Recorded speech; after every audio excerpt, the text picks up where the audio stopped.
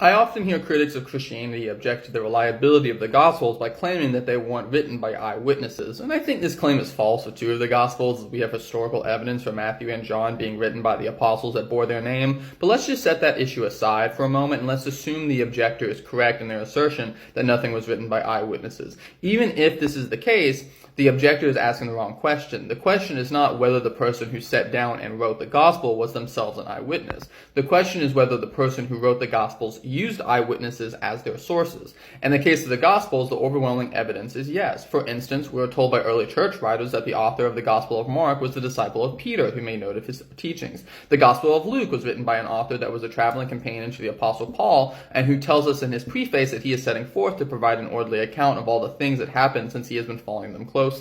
The Gospel of Luke then proceeds to write a biographical work which spews eyewitness-level details that has constantly been corroborated. This is why the famous archaeologist Sir William Ramsay remarked that, quote, "Luke is a historian of the first rank. This author should be placed along with the very greatest of historians," end quote. In fact, the eyewitness-level detail of the Gospels is why archaeologists regularly use the Gospels to guide their research. For more on this, see the book Jesus and Archaeology by James Charlesworth. The Johannine scholar Craig Keener notes that most scholars of the book of John, including those who reject traditional authorship, believe that eyewitness tradition stands behind the book of John. I'll conclude this video by pointing out to my Muslim listeners that the hadith, such as the Sahih Bukhari, are not written by eyewitnesses. So if you really want to maintain that the Gospels have to be disregarded because the person who penned them is not themselves an eyewitness, you will also need to reject the other hadith because of that.